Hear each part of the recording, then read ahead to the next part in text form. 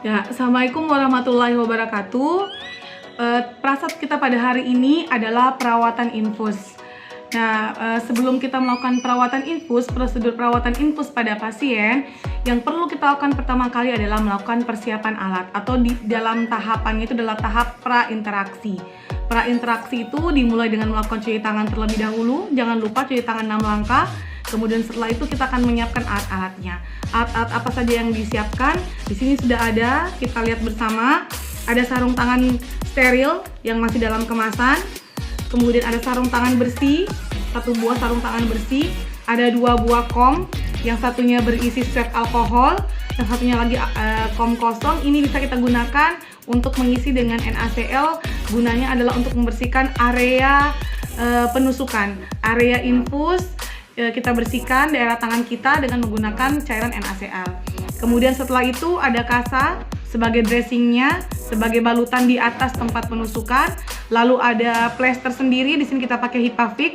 Sebenarnya selain HIPAFIX, biasanya juga di rumah sakit sudah menggunakan transparan dressing yang seperti parafilm, jadi kelihatan yang bening. Nah, itu yang sering digunakan di rumah sakit. Sayangnya memang sini tidak tersedia. Nanti saya akan coba memperlihatkan gambarnya nanti.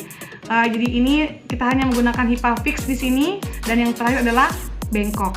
Ini adalah alat-alat yang kita siapkan untuk melakukan perawatan infus.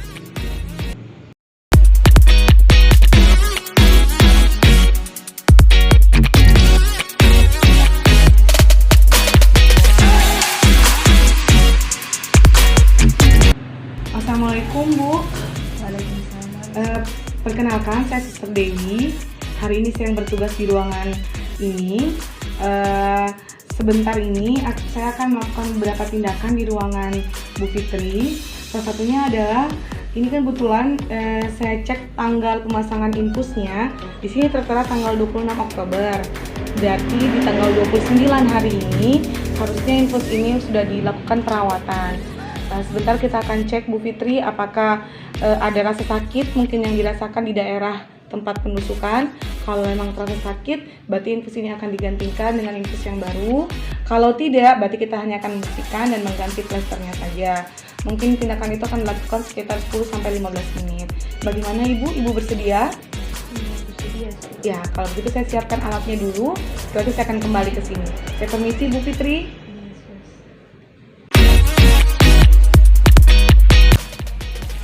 Ya, Bu Fitri, seperti tadi di kontrak kita di awal, pada bahwa hari ini kita akan melakukan tindakan perawatan infus ya. Sebelumnya saya cek dulu. Yang pertama kita lakukan pengecekan adalah kebersihan daerah sekitar plester. Terlihat daerah sekitar plester di sini nampak sudah kotor. Kemudian setelah itu kita coba menekan daerah penusukan. Bu, ini sakit tidak Bu? Sakit? Oh ya, ini sakit. Setelah selesai, ternyata pasiennya mengalami sakit. Kemudian setelah itu, kita juga mengecek alirannya. Ya, sebelum kita melakukan penggantian plester, kita perlu mempersiapkan dulu plester yang baru yang akan kita gunakan. Nah, plester baru yang akan kita gunakan di sini, sebelum kita melakukan penggantian, kita bagi saja ada berapa plester. Kita potong seperti ini. Kita potong sebesar ini. Yang satunya kita buat lagi garis seperti ini. Ini sudah saya siapkan. Kita potong di tengahnya untuk yang satu ini. Ada 2 plester lain yang seperti ini, dan kemudian 1 plester kecil ini yang nantinya kita akan menuliskan tanggal di sini. Jadi kita sudah mempersiapkan memang plesternya, karena kalau kita sudah menggunakan sarung tangan steril, kita sudah tidak bisa lagi untuk membuat seperti ini, akan sulit. Jadi lebih baik kita membuat terlebih dahulu, mempersiapkan terlebih dahulu plesternya, karena kita akan mengerjakan sendiri. Berarti ya plester kita potong seperti ini, yang satunya kita potong di tengah seperti ini. Dan yang ini untuk kreasi plester seperti ini, setiap orang itu punya kreasi yang berbeda. Yang pasti tujuannya adalah memfiksasi sehingga tempat penusukan itu, area penusukan kanulanya tidak lepas. Sehingga dengan melakukan fiksasi yang baik diharapkan kanulanya tidak lepas. tidak terlepas ya. Tempat penusukan itu selang infusnya tidak terlepas. Jadi kita menggunakan plester ini, kita persiapkan plesternya. Kemudian juga ada kasa yang nantinya kita akan gunakan. Oke, kita mulai dengan menggunakan sarung tangan. Ini adalah sarung tangan steril.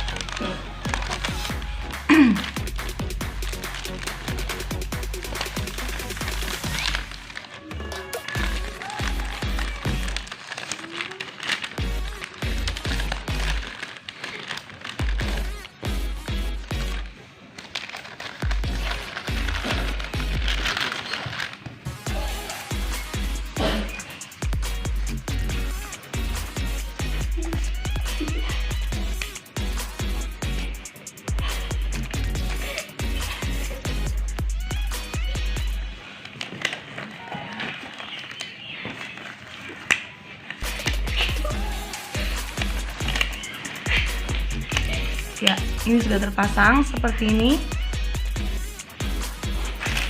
Ini kita buang tempat sampah.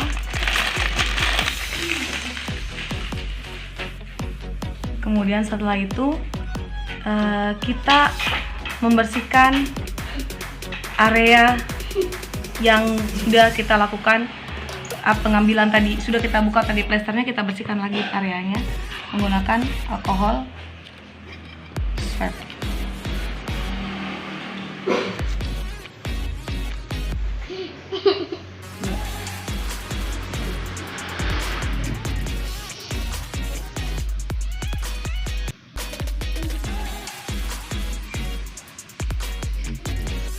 Dari satu ini dibuang. Sudah selesai seperti ini, sudah dibersihkan, kita akan pasang kasa yang baru.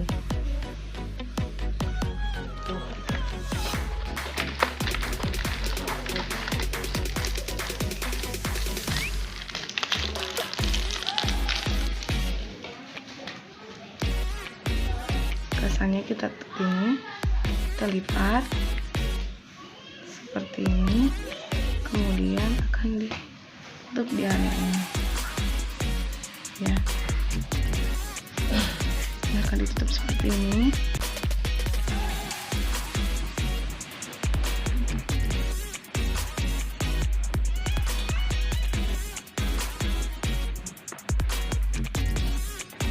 Kemudian kita akan pasang plesternya.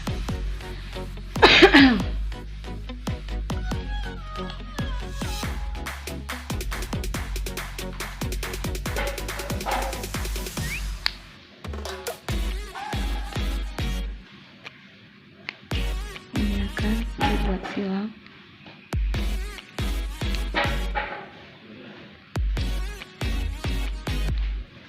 Begitu pula yang satunya.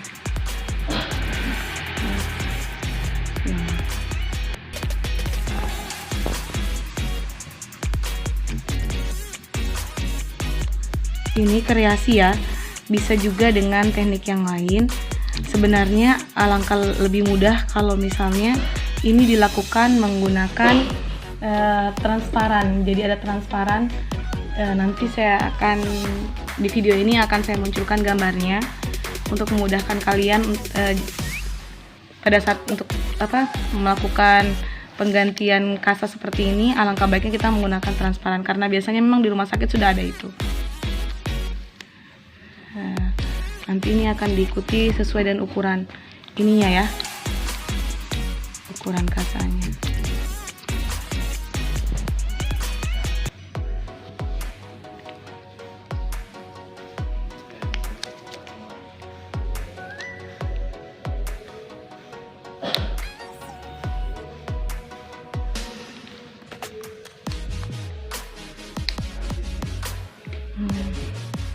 Ini kurang, kita buatnya harus lebih rapi.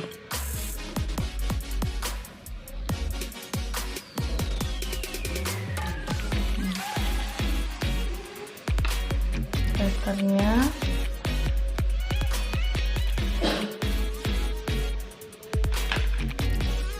Kita tambah satu plester agak besar. Tambah satu plester agak besar lagi ya. Untuk menutupinya lebih rapi. Dengan cara menutupnya begini.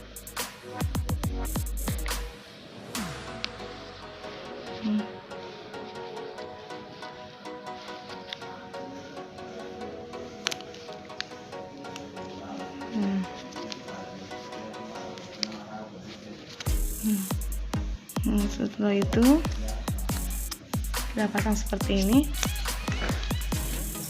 Tadi yang kertas kecil, plester kecil ya, bukan kertas kecil, plester kecil yang ini itu kita tuliskan tanggalnya. Tanggal hari ini 29 bulan 10 2020.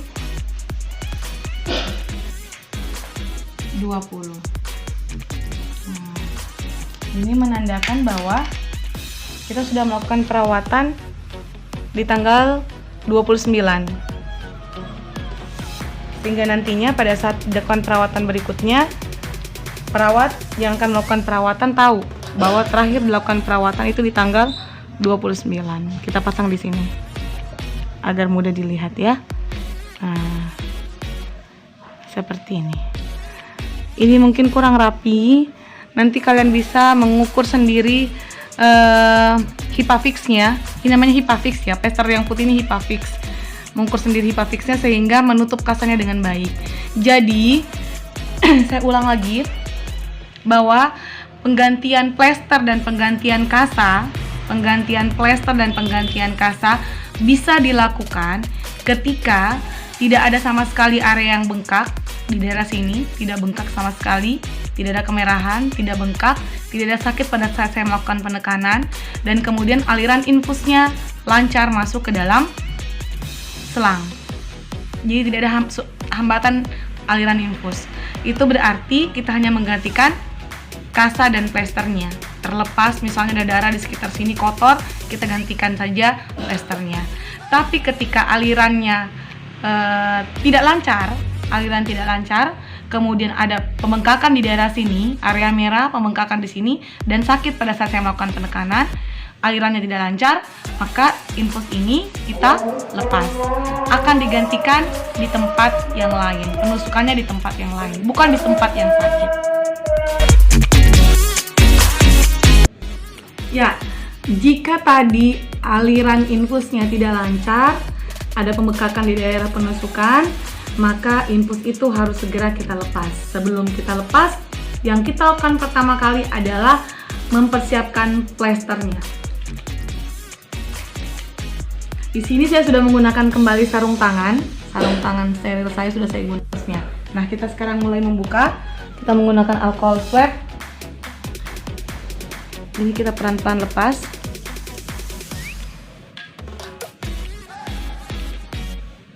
Permisi Bu, saya lepas.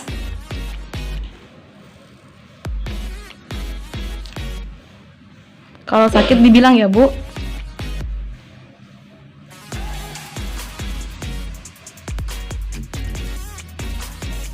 Ini sambil kita menggunakan alcohol swab supaya tidak sakit ya pada saat kita cabut. Biasanya kan plester ini akan menempel ke kulit. Kalau kita tidak membasahinya dengan alcohol swab seperti ini akan lebih sakit pada saat kita membuka. Jadi kita harus membukanya pelan-pelan sambil kita memberikan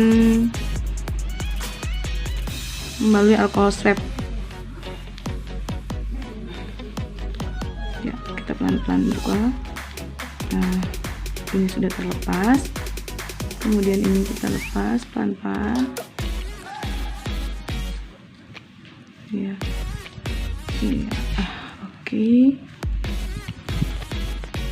Ini terakhir saya lepas. Iya. Iya. Sudah saya lepas. Kemudian pada saat sebelum saya tarik, ini hati-hati, kita sudah harus mempersiapkan alcohol swab berikutnya. Jadi pada saat saya tarik, nah, kita tarik pelan-pelan.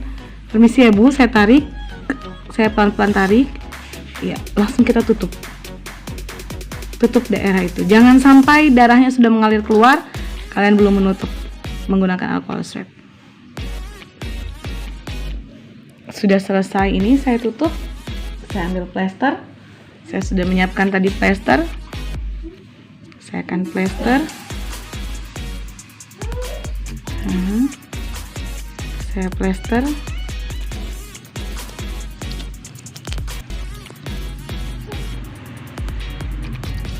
Iya.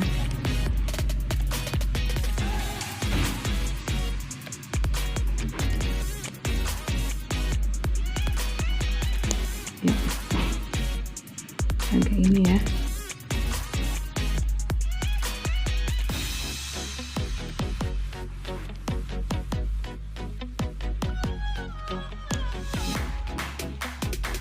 Agak ini ya.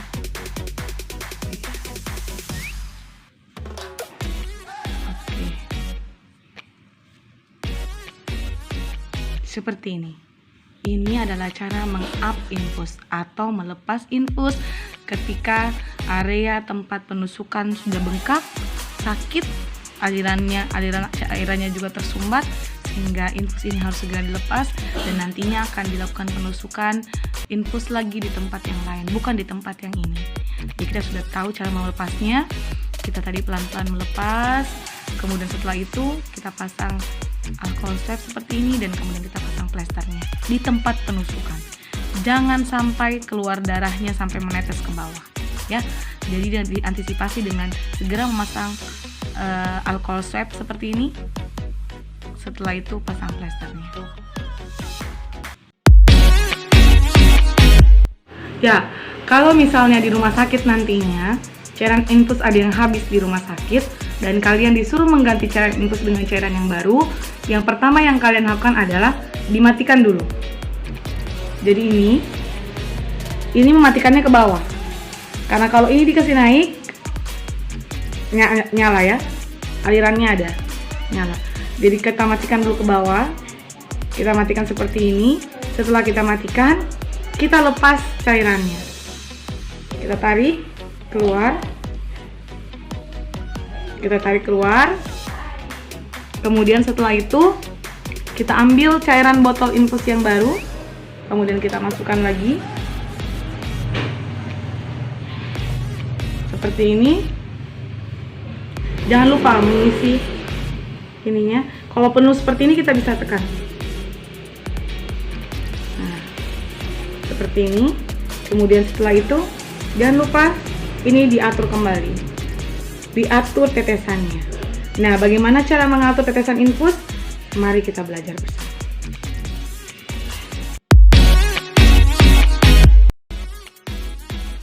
Ya, kita akan belajar bagaimana caranya menghitung tetesan infus. Rumusnya itu adalah faktor tetes dikali jumlah cairan dibagi waktu dikali 60. Jadi faktor tetes dikali jumlah cairan per waktu dikali 60. Misalnya kita punya kasus menghabiskan cairan 4 botol, berarti kan satu botol itu 500 kol. Berarti kalau 4 botol adalah 2000 cc. Dengan faktor tetesnya 20. 20 dikali jumlah cairannya 2000 diper 1 hari. 1 hari itu berarti 24 jam dikali 60. Kalau kita hitung itu adalah 20. Kita sama-sama lihat ya. 20 dikali 2000 dibagi 24 dikali 60. 27,7 atau 28 tetes. Jadi kalau ada cairan, ordernya adalah 4 botol cairan habis dalam 1 hari, berapa teteskah cairan itu? Berarti tadi rumusnya itu adalah cairannya jumlahnya kalau 4 botol berarti 2000. Faktor tetesnya 20 dikali 2000, 40.000 dibagi dalam sehari itu ada 24 jam. Dikali 60. Karena kenapa kali 60? Karena ini menit nanti jadinya. 27,7 atau kita bulatkan menjadi 28. Nah, sekarang bagaimana 28 tetes ini bisa kita aplikasikan ke sini supaya tidak salah-salah menghitungnya? Apakah kita menghitung sebanyak 28 kali dalam 1 menit? Kelamaan. Caranya seperti apa? Kita menggunakan jam tangan. Jadi jangan lihat merek jam tangannya ya. Yang saya fokus adalah bahwa kita menghitung tetesan ini menggunakan jam tangan, bukan menggunakan HP. Kenapa? Kalau menggunakan HP, banyak faktor yang bisa membuat Anda mengulang berkali-kali menghitung. Kalau menggunakan jam tangan, tidak sama sekali. Nah, caranya, tadi kita sudah dapat 28 tetes per menit. Per menit berarti 60 detik ya. 1 menit 60 detik. Jadi kalau kita menghitungnya selama 1 menit kan agak lama. Kita mengambil paling mudahnya adalah hitungannya per 15 detik. Kalau 28 dalam 15 detik itu berapa tetes? 15 detik kan sama dengan 1/4 ya. Jadi kalau tadi 60 detik 1 menit, kalau 15 detik sama dengan 1/4 menit. Kenapa bisa? Sekarang kita coba hitung. 1 bagi 4 dikali 60. 15 detik. Itu maksudnya ya. Jadi 1/4 dari 60 itu adalah 15 detik. Yang mana 15 detik itu? Berarti kalau 15 detik itu kalau dari angka 12 berarti sampai di angka 3. Kalau dari angka 3 sampai di angka 6 itu 15 detik. Dari angka 6 sampai di angka 9 itu 15 detik. Dimanapun, yang penting 15 detik. Ya, 15 detik. Kita menghitung 15 detik. Nah, apakah 15 detik itu 28 juga? Tidak. Tapi kalau 28 tetes dalam 15 detik kan tidak 28 juga, tapi dibagi ya. Jadi kalau tadi waktunya cuma 15 detik diperpendek, berarti kan 1/4 itu 15 detik. Berarti yang 28 juga dibagi 4. Kalau 28 bagi 4 berarti 7. Berarti dalam 15 detik ada 7 tetes cairan. Mudah-mudahan dipahami ya. Jadi kalau tadi kan hitungannya setelah kita pakai rumus 28 tetes per menit. Sekarang saya memudahkan diri saya untuk menghitungnya tidak terlalu lama. Karena kalau saya menghitung dalam 1 menit kan lama. 1 menit menghitung 28 kali. Luar biasa lamanya. Bisa berulang-ulang karena tidak tepat biasanya. Jadi untuk mempercepat itu dengan cara memudahkan saya dengan cara menghitungnya cuma dalam 15 detik. Kalau dalam 15 detik berarti tetesannya juga harus bukan 28 full tapi hanya untuk 15 detik. Sudah saya bilang tadi 15 detik itu sama dengan 1/4 menit. Sehingga infusnya tadi 28 saya kali dengan 1/4 jadi tinggal 7. Jadi saya menghitung 15 detik 7 tetes yang keluar. Sekarang kita coba. Kita coba ya. Ini. Sekarang ini saya mau hitung. Saya alirkan dulu.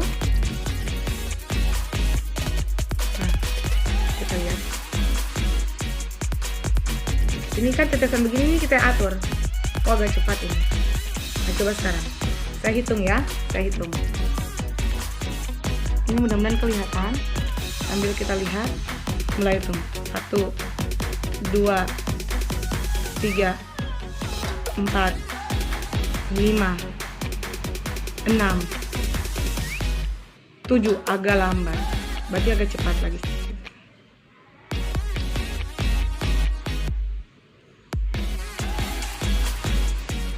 Coba. Kita mulai ya. Tunggu dulu. lihat angkanya. 1, 2, 3, 4, 5, 6. Kecepatan terlalu cepat.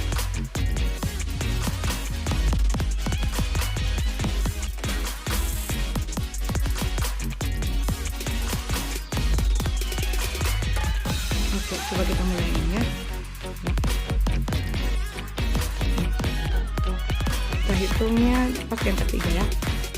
Oke, 1, 2, 3, 4, 5, 6. Lewat sedikit ya, berarti agak lambat. Nah, itu yang saya maksud tadi. Menghitungnya tidak bisa cuma sekali.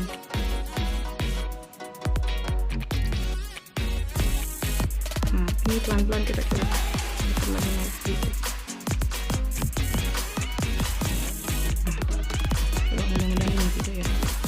Nah, kita coba hitung. 1, 2, 3, 4, 5, 6, 7. Oke, pas 7. Berarti tetesannya seperti ini. Nah, jadi menghitungnya sebanyak 15 detik. Jadi kalau sudah saya dapat tadi 28, kalau mau dihitung 15 detik berarti 28-nya saya bagi 4. 28 saya bagi 4, hasilnya 7. Jadi saya menghitung selama 15 detik harus cukup 7 tetes yang keluar dari sini. Nah, jadi 15 detik saya menghitung, harus 7 tetes yang keluar di sini. Yang ini ya, yang ini. 7 tetes yang keluar. Jadi kita hitung 1, 2, sampai turun sebanyak 7 tetes dalam 15 detik. Supaya ini mempermudah, karena kalau kita menghitung 28 tetes lumayan banyak. Dalam 1 menit lumayan banyak. Sehingga memudahkan kita dengan cara mempersingkat. Hitung dalam 15 detik dengan tetesannya dibagi 4. 28 dibagi 4, 7. Jadi 15 detik 7 tetes. Dihitunglah dia menggunakan jam tangan dan kemudian kita melihat tetesannya. Oke, saya rasa cukup dari saya untuk perawatan infus. Semoga bermanfaat simulasi kita pada hari ini. Mohon mahasiswa belajar dengan baik, menghitung tetesannya dengan baik. Rumusnya akan saya lampirkan di YouTube sehingga kalian nantinya lebih paham. Oke, saya tutup dengan ucapan wabillahi taufiq wal hidayah. Assalamualaikum warahmatullahi wabarakatuh.